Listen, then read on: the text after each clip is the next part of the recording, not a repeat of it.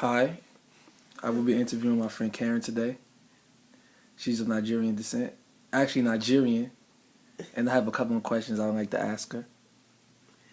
Hi, Karen. Hi, Najib. How are you? I'm good, and yourself? Fantastic, thank you. Okay. The first question I would like to ask is that in your country, is there a English? Well, I know English is the standard language, but Yeah. is there a standard Nigerian English, and is there um, a dialect, or dialects that people bring from different regions in Nigeria? In Nigeria, of course, there's a standard English language, but then also we have different tribes. We have the Igbo, we have the Yoruba tribe, we have the Hausa tribe. So mainly we have three tribes where, different languages, are spoken, but the standard language is English. But also in the midst of the different tribal languages, we have a broken English, more Okay. like a slang where you don't speak, the right words, So we have, that is called broken English. Oh, literally. Okay. Yeah, broken English or broken language, or someone can say, "Oh, she's speaking broken." Okay. Yeah, so Oops. I'm sorry. Did I stop the video? Oh well. Um. So, how is this broken English perceived in Nigeria? If you were to use it in professional settings, or in school, or in any formal setting? well, in a formal setting, using broken English is very, very unprofessional. But in the midst of friends, I would say, um, would be okay. Maybe in the midst of maybe two colleagues that are friendly, it is okay.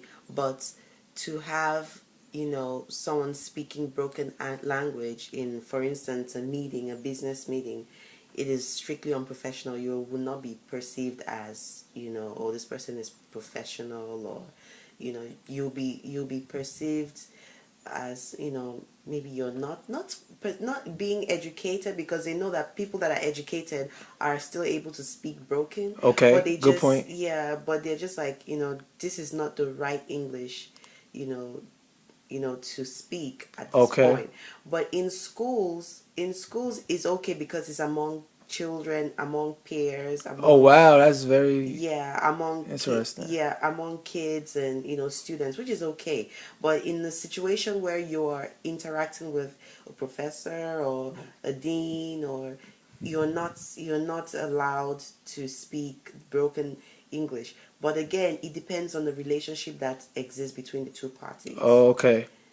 So So people of a closer relationship tends to speak more broken English to one another. yes, Okay. yes. Absolutely.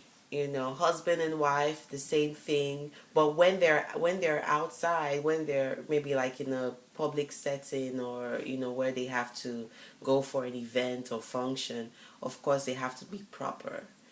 So they have to speak proper English, when they're in a outside setting, but within themselves, it's pretty fine. Okay. Okay.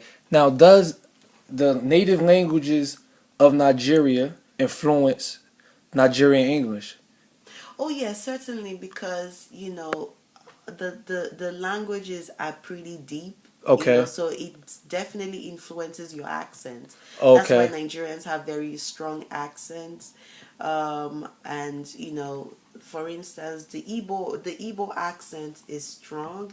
The Hausa accent is even stronger. Wow. It's even stronger than the Yoruba. They're much slower, in Okay. their English, so, but overall, very, very strong accent. So it definitely influences your English. But for people that are well traveled,